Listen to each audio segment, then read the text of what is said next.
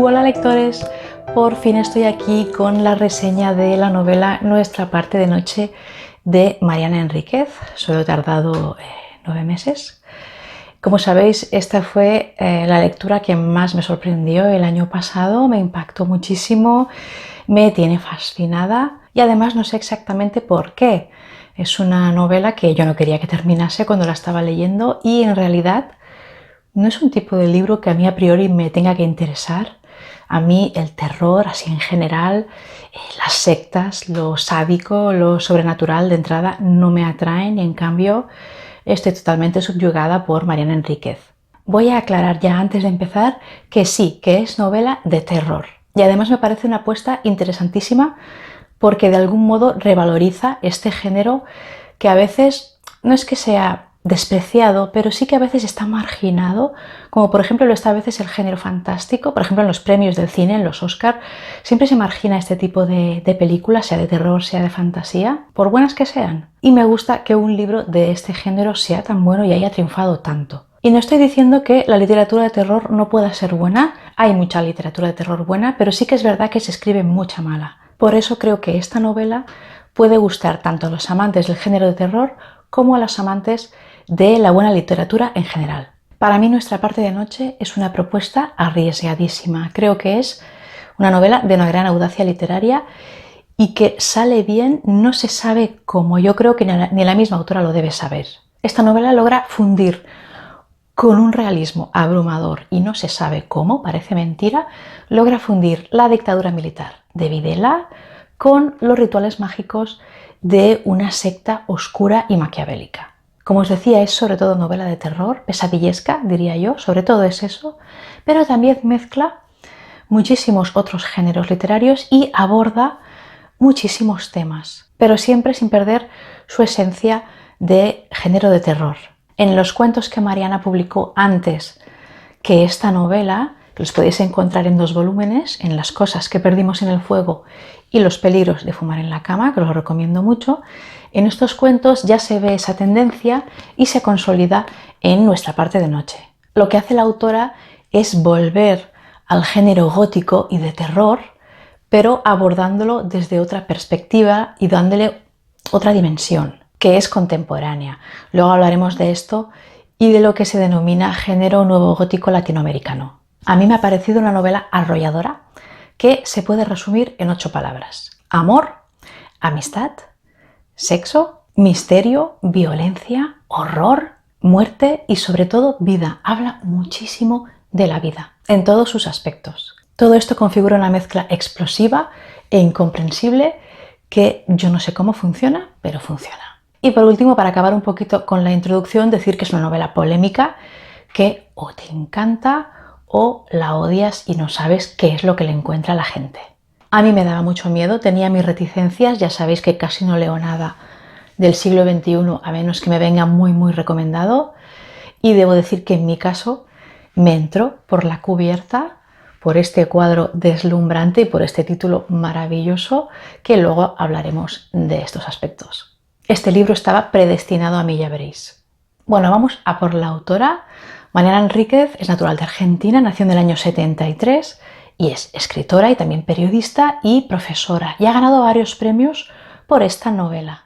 En 2019 ganó el premio Herralde de novela, que es un premio que da la editorial Anagrama, que es la que publica la novela. Lo da a una novela inédita en castellano y Mariana Enríquez ha sido la primera argentina en ganarlo. El mismo año ganó el premio de la crítica en narrativa castellana, que es un premio que se concede desde 1956 a la mejor obra narrativa escrita en castellano y publicada en España por una editorial española, no importa la nacionalidad del autor. Este premio lo han ganado novelas como La ciudad y los perros de Mario Vargas Llosa o también Las ratas de Miguel Delibes. No he leído ninguna de las dos, por cierto. Y luego en 2020 ganó también el premio Celsius, que es un premio que se otorga a la mejor novela de fantasía, ciencia ficción o terror publicada en castellano, y que es un premio que tiene mucho prestigio porque el jurado lo configuran personas especialistas en esos ámbitos y que además se van cambiando cada año, con lo cual se supone que es un premio muy independiente y muy justo. Entonces, ¿de qué trata nuestra parte de noche? ¿Cuál es su argumento? Empieza con un padre, Juan, un padre enfermo, hosco, bastante imprevisible y también un poco violento, que coge su pequeño y desconcertado hijo Gaspar y emprenden un viaje juntos. No sabes hacia dónde, no sabes dónde está la madre, y es un viaje que de alguna manera los hace huir de algo y también reencontrarse con algo. Este padre y este hijo configuran lo que es el eje de la narración, pero luego por las páginas de esta novela desfilan un montón de personajes. Tenemos casas encantadas, tenemos rituales satánicos, tenemos tratos totalmente inhumanos. Es una novela que hiere la sensibilidad en determinados momentos. Tenemos sacrificios humanos, tenemos venganzas terribles, tenemos desapariciones, tenemos unos odios inconmensurables, amores tormentosos también, por supuesto, luego también fraternidades enternecedoras, también fiestas hippies, sexo, drogas, de eso, lo que queráis, y sobre todo también hay mucha soledad. El hecho de que el centro de la historia sea una relación paterno-filial tiene que ver con que Mariana quedó muy impresionada por la relación padre-hijo que se ve en la novela La carretera de Cormac McCarthy, de cómo ese padre tiene miedo de dejar solo en ese mundo terrible a su hijo. En ese caso era un mundo apocalíptico. En cambio, en la novela Nuestra parte de noche, cuando empieza la historia, el padre realmente está huyendo de algo que puede hacer daño a su hijo. El padre teme por lo que pueda pasarle a su hijo, pero nosotros no sabemos todavía cuál es ese temor.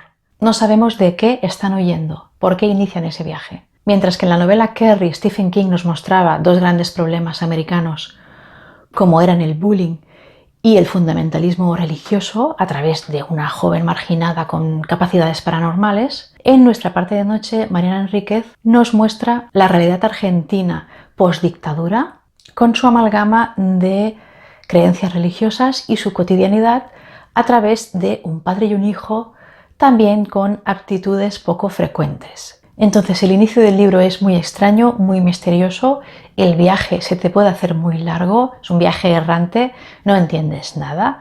Entonces yo siempre aconsejo pasar de las 120 primeras páginas. Si llegáis a las 150 y no os gusta, lo podéis dejar tranquilamente, pero yo las 100 y poco primeras páginas las aguantaría porque es entonces cuando te enganchas de verdad. A mí al principio me costó aceptar las reglas del juego, yo no acababa de entender esa mezcla entre un viaje y esos rituales religiosos por un lado y el fondo de la postdictadura no me cuadraba, no entendía, aunque sabía que ese tipo de cosas existían, me refiero a los rituales, sabía que existían, no me cuajaba en absoluto, pero luego todo cobra sentido. A mí todos los personajes con sus imperfecciones se me hicieron totalmente fascinantes.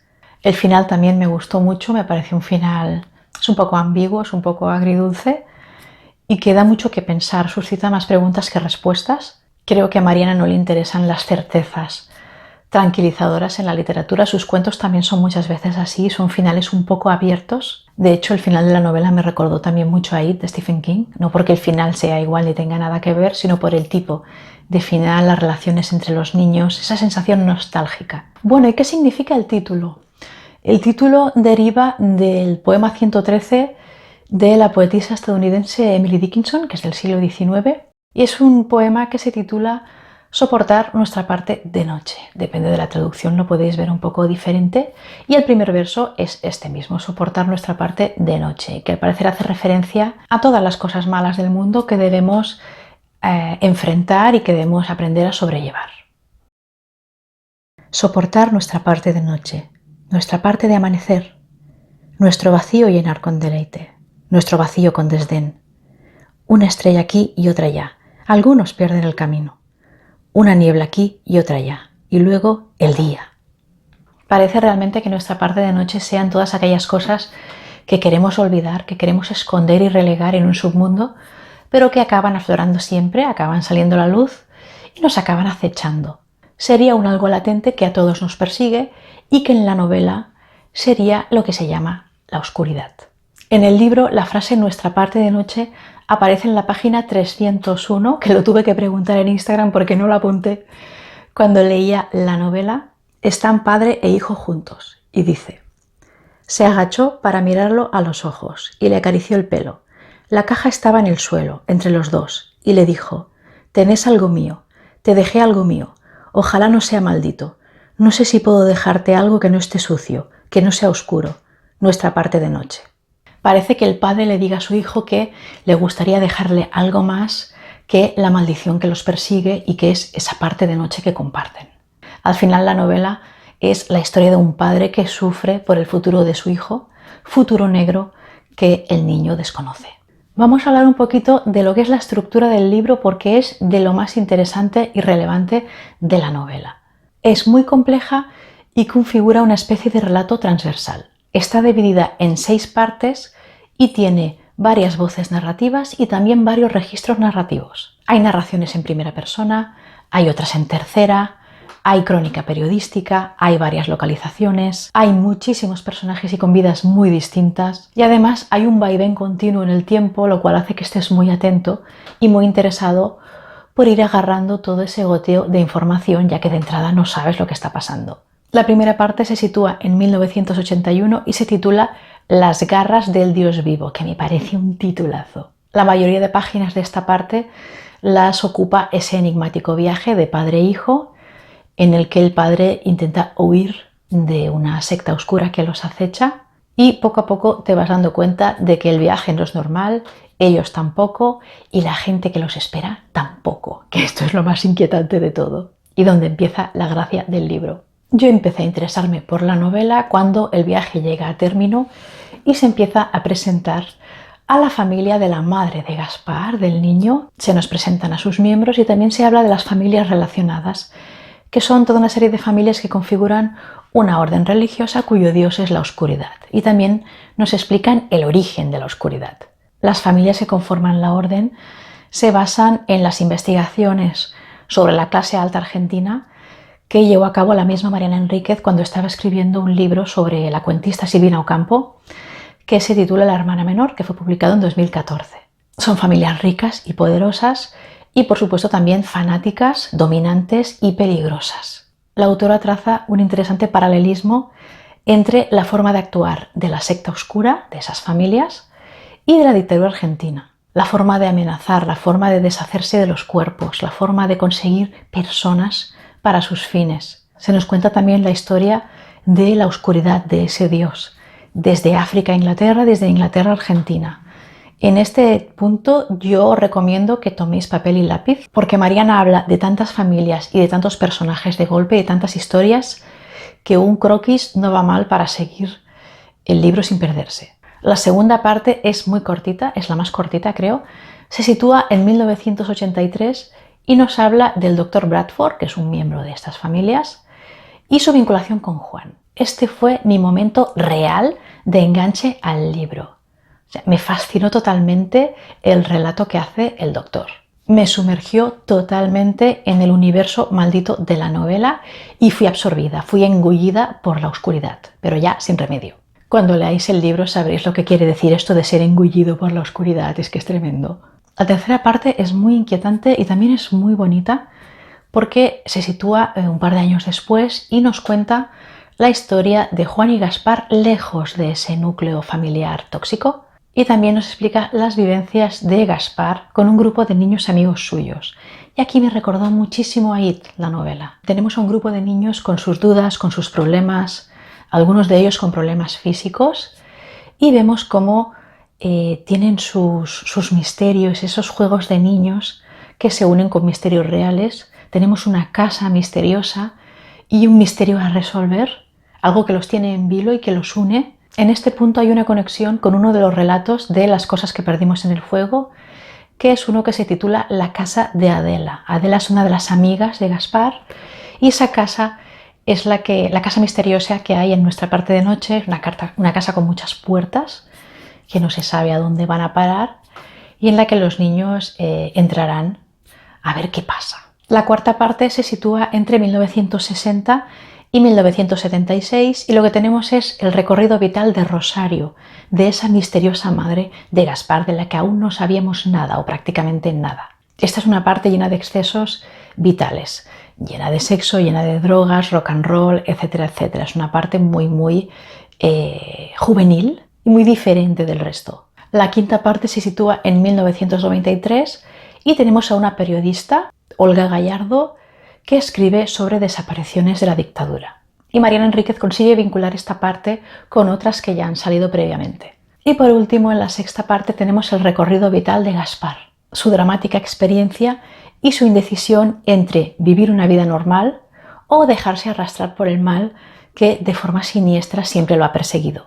En cada una de estas partes hay alusiones continuas al pasado y al presente, hay una vinculación entre todas las partes, no son partes estáticas. Y esta curiosa estructura es la que hace que la lectura del libro sea una carrera apasionante por conocer la historia completa. Y aún así, pese a todas estas virtudes que tiene su estructura, debo reconocer que es una novela irregular, una novela descompensada, que es una de las grandes críticas que le hacen los detractores o las personas a las que no les ha gustado tanto. Aunque Mariana Enríquez lo cierra todo al final, cierra todas las tramas, es verdad que hay partes muy extensas y otras mucho más veloces. Es un mosaico irregular. Por ejemplo, la parte final, la parte de Gaspar, es demasiado larga y luego acaba de forma un tanto abrupta. Yo debo decir que siento la novela como la vida misma.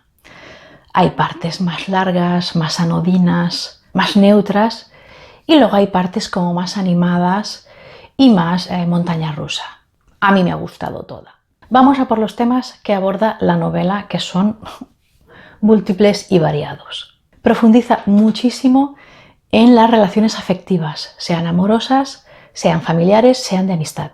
Y muestra cómo el amor es despreciado por muchos porque es un obstáculo para el pleno desarrollo de la orden religiosa. Algunos personajes del libro creen que hay que sacrificarse y vencer ese amor a toda costa. Y contra esto la novela reivindica el amor por encima de todo. De hecho, Mariana refleja unos amores absolutamente imperfectos, pero muy honestos. Dentro de todas estas relaciones afectivas, la novela hace hincapié en las relaciones paterno-filiales. Se muestran las dificultades de ser padres, se muestran los malentendidos entre padres e hijos, el desapego por miedo que a veces pueden tener los hijos, sobre todo si tienes un padre como Juan. Se muestra la influencia de los padres en los hijos que marca de por vida. Juan no quiere que Gaspar tenga una vida miserable como la suya, pero muchas veces los sacrificios de los padres no pueden ser comprendidos por los hijos. Y eso crea sentimientos muy contradictorios entre los dos. El libro habla también del paso de la infancia y adolescencia a la edad adulta, con sus cambios, con sus problemas, con sus transformaciones. Un tema importantísimo que impregna toda la narrativa de Mariana es la espiritualidad. El libro muestra las diferentes tradiciones, creencias, cultos y rituales no católicos que perviven en Argentina y también en otros países del alrededor, y cómo muchos colectivos todavía los practican. Es un tipo de religiosidad popular que nada tiene que ver con el catolicismo, que desde el punto de vista católico serían religiones paganas y que están muy arraigadas en la sociedad. Una de estas formas de religiosidad sería la de los guaraníes. Son un conjunto de pueblos que se ubican en diferentes zonas de Paraguay, de Bolivia, de Brasil, de Uruguay y también de Argentina. Es un tipo de religiosidad que ha sobrevivido a la conquista, colonización y cristianización por parte de los europeos. Un santo popular no católico que aparece mucho en la novela es el de San La Muerte, que es un santo propio de las personas diferentes, es el santo de los marginados sociales. También se habla de talismanes y de las relaciones con el más allá. Y en este sentido, pues vemos brujería, vemos rituales, ocultismo, sociedades secretas, etc. También se habla mucho del drama de la herencia, del acoso del pasado, eso es muy interesante. También, sobre todo en la parte de Rosario, se habla muchísimo de cultura pop, se habla de poesías en concreto, etcétera, etcétera. Ves ahí claramente a la Mariana Enríquez joven, 100%. Hay muchísimas drogas, alcohol, excesos, los que queráis. Y luego también hay muchísimo sexo, que además aparece de manera muy libre y en todas sus formas. Hay muchísimos amantes, se habla muy abiertamente de la sexualidad en esa época, también del SIDA, de lugares donde solo se iba a beber y a practicar sexo en todas sus formas. Se habla del deseo reprimido, se habla del desamor, se habla también de la aceptación de que a la persona querida solo la vas a tener puntualmente o nunca. Se aborda también lo que es la soledad del desamor, que es un concepto que me gusta mucho. Hay muchísimo erotismo y sexualidad, de una forma muy brutal, muy primitiva, muy furiosa, que a mí me ha recordado muchísimo a María Luisa Bombal, la autora chilena que sabéis que descubrí el año pasado y que me encantó. Yo la veo mucho en todas esas partes. Por supuesto, también impregna todo el libro la muerte, el miedo ancestral a la muerte y el deseo también ancestral del ser humano de lograr la inmortalidad, que es lo que persiguen los miembros de la orden. También se habla de clases sociales, de dinero y de poder. Se ve cómo las familias ricas pues, pueden hacer y deshacer a su antojo, como es el caso dramáticamente de los miembros de la orden. Y por último, y por supuesto, también hay política, pero está de fondo y Mariana no critica a nadie, simplemente está la política de fondo. Vamos a hablar ahora un poco de las influencias que podemos observar en la literatura de Mariana Enríquez. Bueno, la primera influencia de Mariana fue su abuela. Su abuela le contaba historias de terror. Un poco como en Juego de Tronos la vieja Tata, que le cuenta siempre cuentos a Bran, pues el mismo estilo. De cuanto más horrorosos y más miedo den, mejor. La autora destila influencias de múltiples autores. Vemos a Lovecraft, vemos a Poe, vemos a Shirley Jackson, vemos a Stephen King, vemos a Emily Bronte, a Faulkner, a Silvina Ocampo, a Bolaño, a José Donoso, a Baudelaire, a Clarice Lispector, también a Cortázar, a los autores rusos. La misma Mariana Enríquez siempre dice que su vocación lectora siempre ha sido muy híbrida y eso se nota. De Emily Bronte, es decir, de Cumbres Borrascosas, porque es su única novela, vemos la atmósfera lúgubre. Mariana es muy lúgubre. Y el vocabulario vehemente y violento y crudo. Y también vemos, yo por lo menos lo veo así, Juan es un tipo de Heathcliff. Es un personaje byroniano. Es extraño, es hosco, es agresivo. Es muy pasional, pero sobre todo es fascinante. Vemos el horror de Lovecraft. Aunque su narrativa es muy diferente, también es muy impactante. Vemos a Shirley Jackson con esa creación de un mundo inquietante, que da mal rollo. También, como os decía antes, vemos a Bombal por esa expresión rabiosa. También me han comentado que tiene influencia de Arthur Machen con los relatos El Gran Dios Pan y El Puerto Blanco. Yo no lo he leído, pero al parecer es un autor que no basa sus relatos en fantasmas, sino en fuerzas naturales, en maleficios o en poderes malignos propios del folclore o de los cuentos de hadas. Si alguien lo ha leído, que me lo diga. Luego, el estilo de Mariana es sencillo, pero destaca por lo sórdido que es, por lo crudo, por los sin filtros. Es muy violento en la expresión. No tiene belleza narrativa, como le pasa por ejemplo a Stephen King, pero sí que logra ser muy atmosférica, muy contundente y muy estremecedora. La novela tiene escenas absolutamente sobrecogedoras y poéticas, pese a la brutalidad que encierran y a la calma y a la sencillez con la que son narradas. Las frases de Mariana golpean, pero no porque sean bonitas, sino por su sordidez y por su fuerza. Luego también tiene elementos de realismo mágico. Mariana a veces introduce elementos sobrenaturales o inquietantes que al principio no sabes si son reales o no, pero luego la novela es de un realismo apabullante, te lo crees todo absolutamente. En ningún momento tuve la sensación de estar leyendo una novela fantástica y de hecho hay escenas tan duras y tan descarnadas que piensas, no, esto no puede ser falso, esto es terrible como la vida misma. En manos de Mariana, la magia negra se convierte en algo totalmente creíble. Convive lo cotidiano, lo real, con lo fantástico, con toda naturalidad. Incluso los diálogos son muy reales, muy genuinos. Utiliza un lenguaje callejero, coloquial, muy creíble, que te sumerge muy bien en los bajos fondos. Y antes de terminar, antes de hablar del cuadro y ya llegar a la conclusión, vamos a hablar un poquito del terror de Mariana, que es muy particular.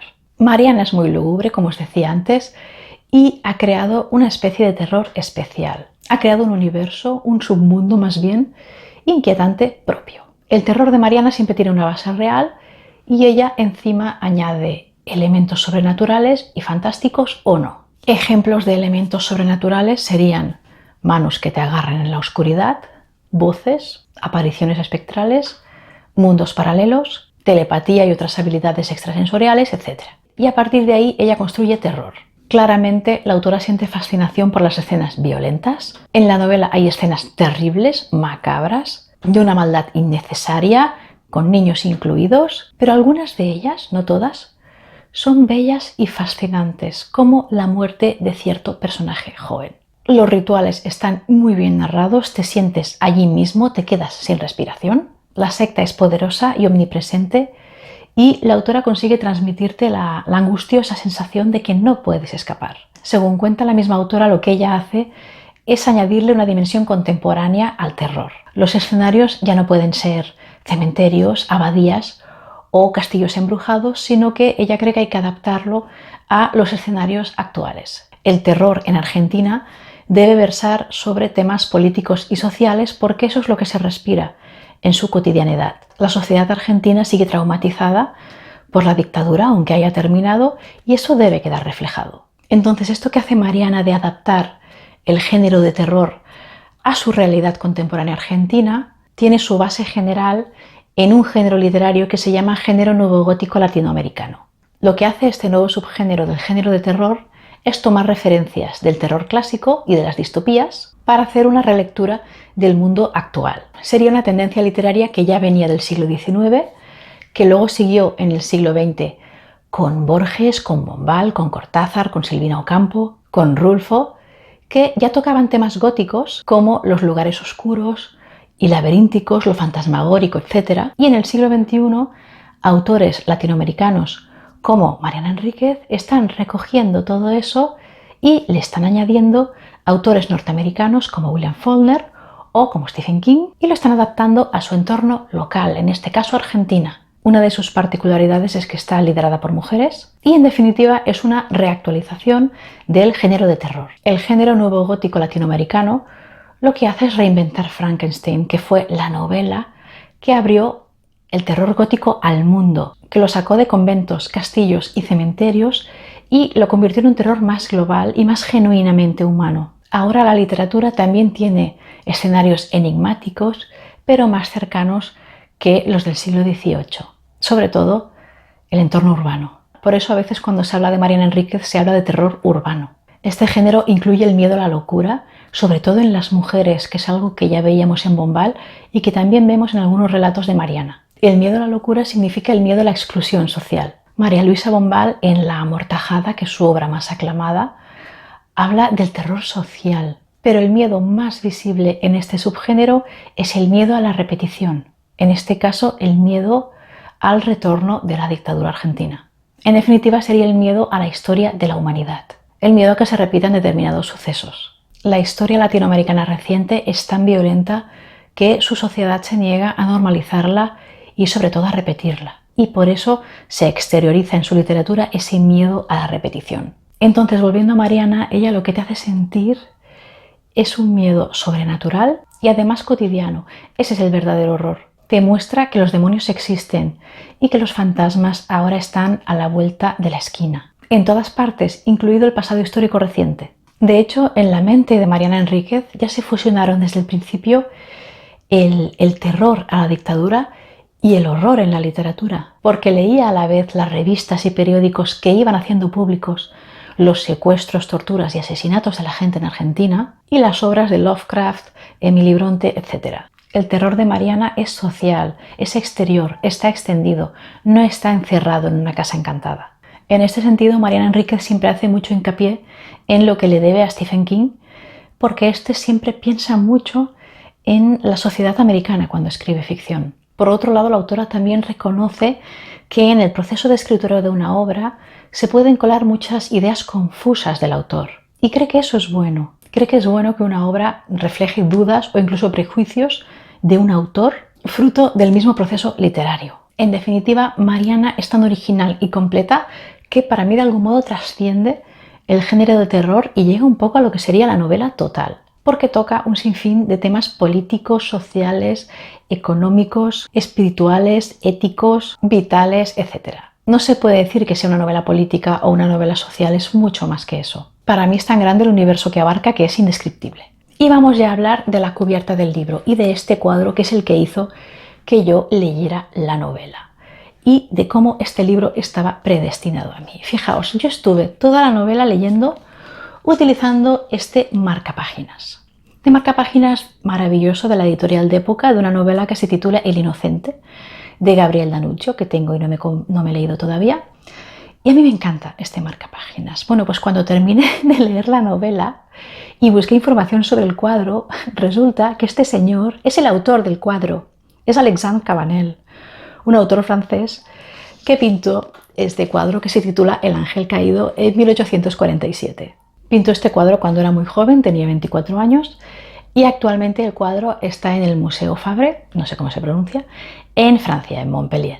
Estoy tan obsesionada con el cuadro que lo tengo ahora mismo aquí delante en mi habitación, me he hecho con él, con una réplica impresa obviamente, no os penséis tampoco que es aquí quién sabe qué. ¿Y qué escena representa este cuadro? ¿Por qué lo eligieron como cubierta de esta novela? Esta obra es una pintura romántica que representa la caída de un ángel del cielo expulsado por parte de Dios. Lucifer, que en latín significa portador de luz, era un ángel sabio y precioso, era el más cercano a Dios, tenía grandes cualidades, pero también era vanidoso y pretendió sustituir a Dios, por lo que inició una rebelión seguido por una serie de ángeles. Todos ellos fueron derrotados por el arcángel Miguel y otros ángeles y, por supuesto, por su desobediencia y osadía, fueron castigados y desterrados del cielo.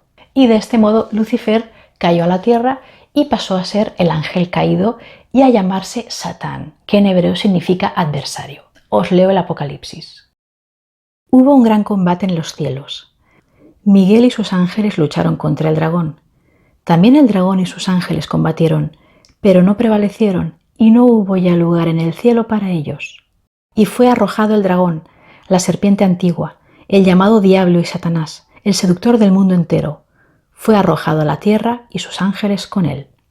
Entonces en el cuadro vemos a Lucifer recién caído del cielo, con un cuerpo bellísimo y perfecto, al estilo de los héroes griegos, en una postura que mezcla la derrota con el desafío, la tristeza con la rabia. Parece que apriete las manos con fuerza y sobre todo tiene una mirada hiperexpresiva. Se aprecia el ojo enrojecido y una lágrima que cae, y ese ojo nos transmite tanto dolor, vergüenza y frustración como un odio y una furia tremendas. Entonces la cubierta no es casual, tenemos un hombre bello que toma decisiones difíciles y que pese a sus virtudes parece encarnar al maligno y al que además le aguarda un destino cruel. ¿Algún personaje en la novela reúne estas características y se convierte en un ángel caído? ¿O más de uno? No voy a hacer spoiler.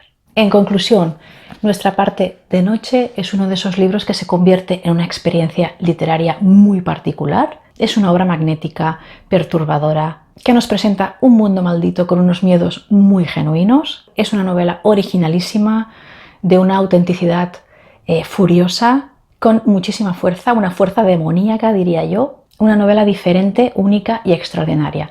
Vale la pena intentarlo por si os cambia la vida. Y eso ha sido todo por hoy. Nos vemos, yo creo que esta vez bastante pronto, con otro vídeo, no sé exactamente cuál, seguramente el resumen de lecturas del primer trimestre del año. Leed mucho y no dejéis de probar con Nuestra parte de noche. Adiós.